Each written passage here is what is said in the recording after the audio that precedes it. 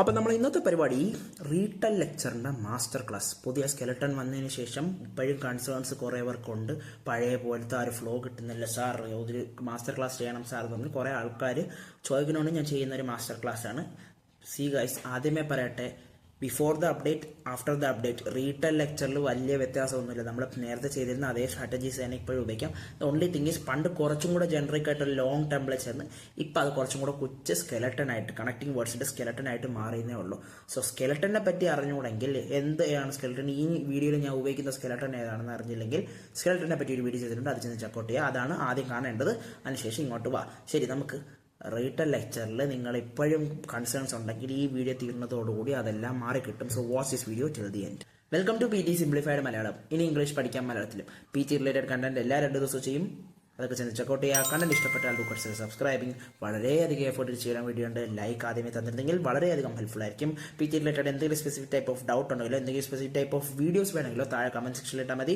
I will reply to it as soon as possible. ഞാനൊരു course offer ചെയ്യുന്നുണ്ട്. YouTube വഴിയുള്ള പഠനം പോരാന്ന് തോന്നുന്നവർക്ക് പേഴ്സണലൈസ്ഡ് ആയിട്ട് ഞാൻ പഠിപ്പിച്ചു തരാം. താഴെ കൊടുക്കുന്ന വാട്സ്ആപ്പ് നമ്പറിൽ ഒരു എൻക്വയറി നടത്തിയാൽ മതി. ഓക്കെ, റീറ്റെൽ ലെക്ചറിന്റെ template tips and tricks, basically the master class. Let start. ആദ്യം കുറച്ച് ബേസിക്സ് ഓഫ് റീറ്റെൽ ലെക്ചർ ആദ്യം അറിഞ്ഞിരിക്കണം. 5th ടാസ്ക് ഇൻ സ്പീക്കിംഗ്, അതായത് ആൻസർ ഷോർട്ട് ക്വസ്റ്റ്യൻ എന്ന് പറഞ്ഞാൽ ലാസ്റ്റ് ടാസ്കിന് ജസ്റ്റ് മുമ്പ് പറഞ്ഞു ഡിസ്ക്രൈബ് പേജിന് ശേഷം വരുന്ന ടാസ്ക് ആണ്. 1-2 ചോദ്യങ്ങളായിരിക്കും വരുന്നത്. BT അക്കാഡമിക്കിലുള്ള ഒരു ചോദ്യമാണ്. എങ്ങനെ പോയാലും 12 to 16 marks, speaking plus listening രണ്ടിലും കൂടെ സ്പ്ലിറ്റ് ചെയ്ത് 12 മുതൽ 16 മാർക്ക്. ഒരു ചോദ്യമാണെങ്കിൽ 12 മാർക്ക് അടുപ്പിച്ച്, 2 ചോദ്യമാണെങ്കിൽ മാക്സിമം 16 മാർക്ക്.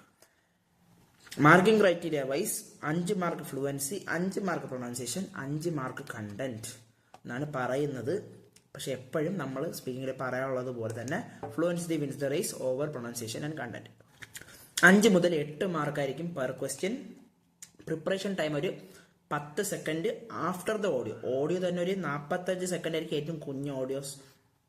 ഔട്ട്ലയേഴ്സ് ആയിട്ട് 30-45 ഒക്കെ വരാം. But usually 1 minute 1 minute 15 second 1 minute 30 second റേഞ്ചിലായിരിക്കും കിടക്കുന്നത്. ഷോർട്ട് ഓഡിയോസിന് എന്ത് ചെയ്യണമെന്ന് ഞാൻ അങ്ങോട്ട് പോകുമ്പോൾ പറഞ്ഞുതരാം.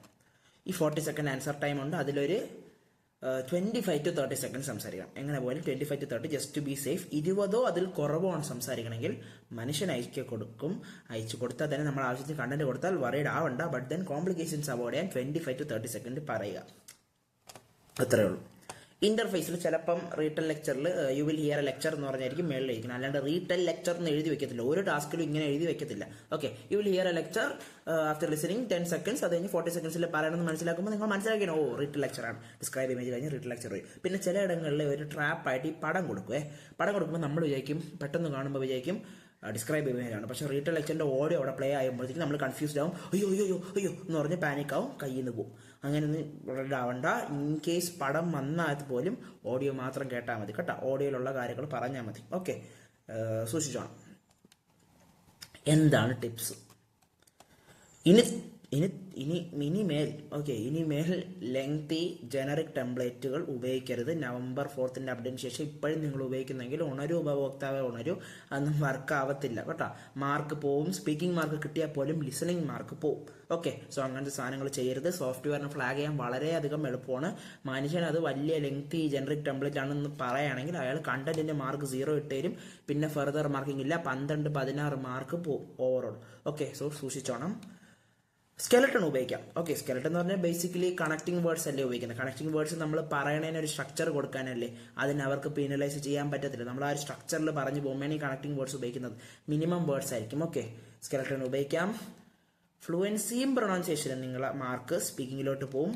അതേസമയം കണ്ടന്റ് ഭാഗം അവർ ലിസണിങ്ങിലോട്ട് എടുക്കും. ഓക്കെ, സോ ഇവിടെ കണ്ടന്റ് കൊടുക്കുന്നത് ഇമ്പോർട്ടൻ്റ് ആണ്. കണ്ടന്റ് മോഡറേറ്റ് പ്രയോറിറ്റി ആണ്. ഓക്കെ, തീരെ പ്രയോറിറ്റി ഇല്ലാതെ അല്ല, ഭയങ്കര പ്രയോറിറ്റി ഓവറും അല്ല. എന്നാലും ലിസണിങ് മാർക്ക് കയറണമെങ്കിൽ നിങ്ങൾ കുറച്ചധികം കണ്ടന്റ് കൊടുത്തിരിക്കണം. സോ ലെങ്തി ആയിട്ടുള്ള ജനറിക് ടെംപ്ലേറ്റ് ഉപയോഗിച്ചാൽ കണ്ടന്റ് മാർക്ക് വീഴൂല. ഓക്കെ, ഗ്രാമറിനോ ലോജിക്കിനോ ഇവിടെ പ്രയോറിറ്റി ഇല്ല. നിങ്ങൾ ടെംപ്ലേറ്റ് പറഞ്ഞിട്ട് അതിൻ്റെ കൂടെ നിങ്ങൾ കണ്ടന്റ് ഫ്രേസും കൂടെ പറയുമ്പോഴത്തേക്കും നിങ്ങൾ അയ്യോ ഗ്രാമർ തെറ്റിയല്ലോ, അയ്യോ പണി കിട്ടും എന്ന് പറഞ്ഞ് തിരുത്താൻ നിൽക്കരുത്. ലോജിക്ക് തെറ്റിയല്ലോ, തിരുത്താൻ നിൽക്കരുത്. ഇൻ കേസ് എന്തെങ്കിലും മിസ്പ്രൊണൗൺസിയേഷനോ ഇങ്ങനത്തെ എന്തെങ്കിലും പ്രശ്നങ്ങൾ വന്നാൽ പോലെ നിർത്തരുത്. അവിടെ ഒരു ഭൂമി കുലുക്കം വന്നാൽ പോലെ നിർത്തരുത്. കാരണം ഫ്ലുവൻസിയാണ് മോസ്റ്റ് ഇമ്പോർട്ടൻറ്റ്. ഞാൻ പറഞ്ഞിട്ടുണ്ട്, നമ്മൾ പറയണ വല്ലതും മനസ്സിലാവണമെങ്കിൽ നമ്മൾ ഫ്ലുവൻ്റ് ആയിരിക്കണം. പിന്നെ പ്രൊണൗൺസിയേഷൻ വ്യക്തമായിരിക്കണം, എന്നാൽ മാത്രമേ നമ്മൾ എന്താണ് പറയണമെന്ന് അതിന് മനസ്സിലാകത്തുള്ളൂ. സോ ബബ്ബ ബുബ്ബ ബിബ്ബ ഒന്നും ചെയ്യരുത്. അറ്റ് എനി കോസ്റ്റ് ഫ്ലുവൻസിയും പ്രൊണൗൺസിയേഷനും സൂക്ഷിച്ചോണം. എന്താണ് ഫ്ലുവൻസി പ്രൊണൗൺസിയേഷൻ കണ്ടന്റ് എന്ന് അറിഞ്ഞുകൊണ്ടെങ്കിൽ അതിനെപ്പറ്റി ഒരു വീഡിയോ ചെയ്തിട്ടുണ്ട്, അത് ചെന്ന് ചെക്കൗട്ട് ചെയ്താൽ മനസ്സിലാവും. ശരി, സ്കെലട്ടൺ അറിയാമല്ലോ. ഇതാണ് skeleton. The lecture highlights phrase 1. In the introduction, the speaker talked about phrase 2. Afterward, the speaker explained phrase 3. The speaker additionally pointed out phrase 4. In summary, the lecture clearly outlined phrase 5. ഇങ്ങനെ പറഞ്ഞാൽ in case flag ചെയ്ത് അയാൾ check ചെയ്താൽ പോലും ഇല്ലടേ skeleton and mark cut ചെയ്യാൻ പറ്റത്തില്ല. The only thing you need to make sure is ഫ്രേസുകൾ കൊടുക്കണം. കീവേഡ് കളിയൊക്കെ മറന്നേക്കി അതൊക്കെ എപ്പോഴേ തീർന്നു. റീറ്റെയിൽ ലെക്ചറിൽ പണ്ട് തൊട്ടേ കീവേഡ് കാര്യങ്ങൾ വർക്കാവത്തില്ല, ലിസണിങ് മാർക്ക് കിട്ടത്തില്ല. ഇനി പ്രത്യേകിച്ച് കീവേഡ്സ് കൊടുക്കരുത്, ഫ്രേസുകൾ കൊടുക്കണം. ഫ്രേസ് എന്താണെന്ന് അറിഞ്ഞുകൊടുത്തവർക്ക് it's a set of words, group of words. ഒരു ഐഡിയലി അറൌണ്ട് 6 to 8 വേർഡ്സ് ഉള്ള ഫ്രേസ് ആയിരിക്കണം എടുക്കേണ്ടത്. അത് ഒരു ഫ്രേസിൽ 4 വേർഡ് വന്നാലും ഒരു ഫ്രേസ് ആണ്, പക്ഷെ ദാറ്റ് ഈസ് ടു സ്മോൾ. നിങ്ങൾക്ക് 25 മുതൽ 30 സെക്കൻഡ് സംസാരിക്കണം. അതുകൊണ്ട് ഓരോ ഫ്രേസും 6 to 8 വേർഡ്സ് ആയിട്ട് എടുക്കണം. കേട്ട് എഴുതിയെടുക്കണം. അയ്യോ സാർ അത് ഇമ്പോസിബിൾ ആണ്. ഒരിക്കലും ഇമ്പോസിബിൾ അല്ല. കുറച്ചധികം കോൺഷ്യസ് എഫേർട്ട് ഇട്ട് ചെയ്താൽ, ഞാൻ പറഞ്ഞതുപോലെ ലിസണിങ്ങിലോട്ട് കോൺട്രിബ്യൂട്ട് ചെയ്യുന്ന സ്കോർ മീൻസ് ടാസ്കുകളൊക്കെ വിത്ത് പ്രാക്ടീസ് ശരിയാക്കാൻ പറ്റും. ലിസണിങ് സ്കിൽസ് കൂട്ടാൻ പറ്റും. ലിസണിങ് സ്കില്ല് കൂട്ടാനുള്ള കാര്യങ്ങൾ നോക്കുക. Essential skills to master in PT നോക്കുക. അവിടെ ചെന്ന് ലിസണിങ് സ്കിൽസ് പറ്റിയൊക്കെ ഞാൻ പറഞ്ഞിട്ടുണ്ട്, അതൊക്കെ ചെന്ന് കൂട്ടാൻ നോക്കുക. പ്ലസ് കുറേ അധികം പ്രാക്ടീസ് ചെയ്യുമ്പോൾ നിങ്ങൾക്ക് ഫ്രേസുകൾ എഴുതിയെടുക്കാൻ പറ്റും. നോട്ട് ടേക്കിംഗ് സ്കില്ലും ഇവിടെ വളരെയധികം എസെൻഷ്യൽ ആണ്. സോ നോട്ട് എഴുതിയെടുക്കുമ്പോഴത്തേക്കും 4 വേർഡ്സ് ഉള്ള ഫ്രേസ് എഴുതിയെടുക്കുക. 6 to 8 വേർഡ്സ് ഫ്രേസ്, എന്നാൽ ലെങ്തി ഫ്രേസ് ആണ്. അങ്ങനത്തെ ഒരു 5 or 6 phrase more than enough. സമയം കുറെ അധികം ഉണ്ടെങ്കിൽ 6 ഫ്രേസ് എഴുതാം, ഇല്ലെങ്കിൽ എങ്ങനെ പോയാലും ഒരു 5 ഫ്രേസെങ്കിലും എഴുതിയെടുക്കണം. പ്രോ ടിപ്സ് ആയിട്ട് എനിക്ക് പറയാനുള്ളത് എന്താ, കീവേഡ്സ് ഉപയോഗിക്കരുത്. നേരത്തെ പറഞ്ഞതുപോലെ അറ്റ്ലീസ്റ്റ് 5 ഫ്രേസുകൾ എഴുതിയെടുക്കണം. Ideally 5 to 6. ഷോർട്ട് ലെക്ചേഴ്സ് ചിലപ്പം വരാം. ഷോർട്ട് ലെക്ചേഴ്സ് വന്നാൽ എന്ത് ചെയ്യണം, worst case scenario repeat the phrase. Short lectures എന്ന് പറഞ്ഞാൽ ചിലപ്പോൾ 30 സെക്കൻഡ് 45 സെക്കൻഡ് ഒക്കെ ലെക്ചർ കിട്ടും. അതിൽ കൂടിപ്പോയി നമുക്ക് 2 or 3 ഫ്രേസ് ഒക്കെ എഴുതിയെടുക്കാൻ പറ്റും. 2 ഫ്രേസും കൂടെ എഴുതിയെടുക്കണം. സമയമില്ലെങ്കിൽ എന്ത് ചെയ്യണം, കോൺഫിഡൻ്റ് ആയിട്ട് വറീഡ് ആവാതെ നിങ്ങൾ പറഞ്ഞ കാര്യം തന്നെ റിപ്പീറ്റ് അടിക്കുക. സ്പീക്കിംഗ് സ്കോർ കിട്ടും, പക്ഷെ ലിസണിങ് സ്കോർ പോകാൻ സാധ്യത ഉണ്ട് ഇങ്ങനത്തെ ഷോർട്ട് ലെക്ചേഴ്സ് വന്നാൽ. പക്ഷെ നമുക്ക് ഡാമേജ് ഇത്തരം കുറയ്ക്കാം. സ്പീക്കിംഗ് സ്കോർ സോർട്ടഡ് ആക്കാൻ വേണ്ടി നിങ്ങൾ ഇങ്ങനെ റിപ്പീറ്റ് അടിക്കണം. Okay, at least 5 phrases. പിന്നെ കേൾക്കുക എഴുതുക. കേൾക്കുമ്പോഴത്തേക്കും കേട്ടാൽ മാത്രം മതി, എഴുതുമ്പോഴത്തേക്കും എഴുതിയാൽ മാത്രം മതി. രണ്ടും കൂടെ മിക്സ് ചെയ്യരുത്. 5 സെക്കൻഡ് കേൾക്കുക, അത് എഴുതുക. 5 സെക്കൻഡ് കേൾക്കുക, അത് എഴുതുക. ആ സമയത്ത് രണ്ടും കൂടെ മിക്സ് ചെയ്ത് അവിയൽ പരിവം ആക്കരുത്. ഓക്കെ, അതിൻ്റെ സിനോണിംസ് ഒന്നും ആഡ് ചെയ്യരുത്. അവർ പറയണ ആസ് ഇറ്റ് ഈസ് എഴുതി വെക്കണം, അത് ആസ് ഇറ്റ് ഈസ് മിക്സ് ചെയ്ത് പറയണം. Nothing much.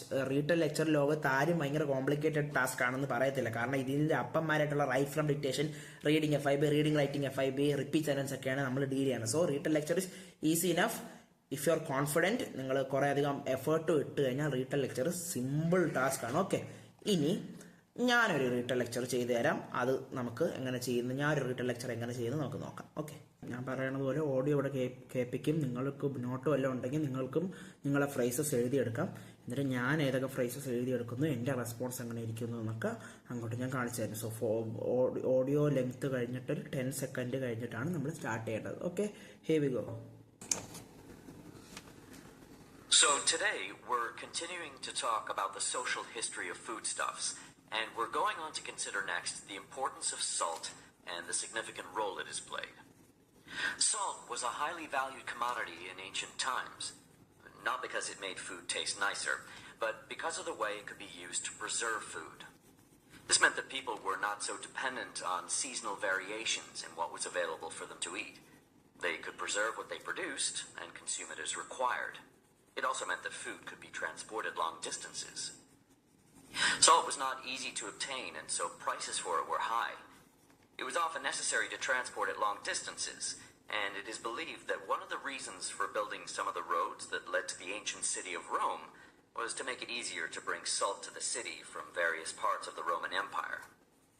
Roman rulers took financial advantage of the population's need for salt. When they wanted to raise money for some war or another, they raised the price of salt. Elsewhere, salt was important too.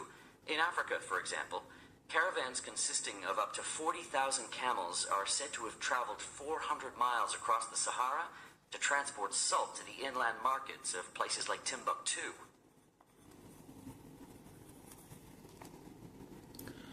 Okay, ഞാനൊരു audio കഴിഞ്ഞു 5 phrase എഴുതിയെടുത്തിട്ടുണ്ട് കറക്റ്റായിട്ട്. നല്ല ലെങ്തിയുള്ള, കുറച്ചും കൂടെ lengthier audio കിട്ടിയിരുന്നെങ്കിൽ 6 phrase എഴുതിയെടുക്കാം. So 10 second കൊണ്ട് നമുക്ക് കാര്യങ്ങളൊക്കെ വായിച്ച് നോക്കാം. ഓക്കെ,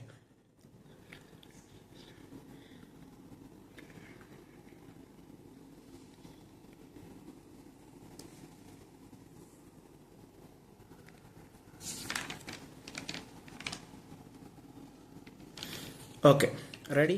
അതിന് എൻ്റെ റെസ്പോൺസ്, നിങ്ങൾക്ക് എല്ലാ റെസ്പോൺസ് കൊടുക്കണമെങ്കിൽ റെസ്പോൺസ് കൊടുക്കാം, എന്നിട്ട് എൻ്റെ റെസ്പോൺസുമായിട്ട് കമ്പയർ ചെയ്യണേ. Here we go. The lecture highlights social history of foodstuffs regarding salt. In the introduction, the speaker talked about salt was a highly valued commodity. Afterward, the speaker explained that preserve what they produce and easy to obtain.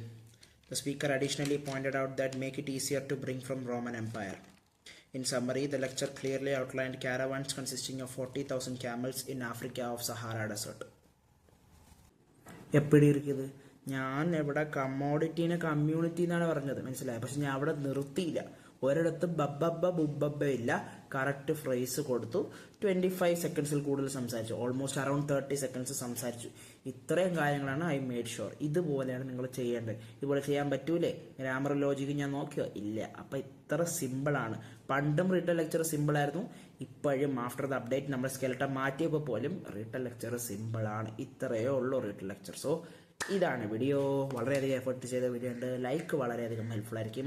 PG related എന്തെങ്കിലും specific type of videos വേണമെങ്കിലോ എന്തെങ്കിലും specific type of doubt ഉണ്ടെങ്കിലോ താഴെ comment സെക്ഷനിൽ ഇട്ടാൽ മതി. I will reply to it as soon as possible. And ഞാൻ എൻ്റെ course offer ചെയ്യുന്നുണ്ട്. യൂട്യൂബ് വഴിയുള്ള പഠനം പോരാ എന്ന് തോന്നുന്നവർക്ക് പേഴ്സണലൈസ്ഡ് ആയിട്ടുള്ള ഓൺലൈൻ ക്ലാസ്സിന് എൻറോൾ ചെയ്യാം. താഴെ കൊടുത്തിരിക്കുന്ന വാട്സ്ആപ്പ് നമ്പറിൽ ഒരു എൻക്വയറി നടത്തിയാൽ മതി. PG റിലേറ്റഡ് കണ്ടന്റ് എല്ലാ 2 ദിവസം ചെയ്തൊക്കെ ചെന്ന് ചെക്കൗട്ട് ചെയ്യുക. കണ്ടന്റ് ഇഷ്ടപ്പെട്ടാലോ കൺസിഡർ സബ്സ്ക്രൈബിങ്. സോ പുതിയൊരു കണ്ടന്റ് വേണ്ടി 2 ദിവസത്തിനുള്ളിൽ കാണുന്നവരെ ടാറ്റ, take care, stay safe, keep learning and keep this in mind. We are in this together.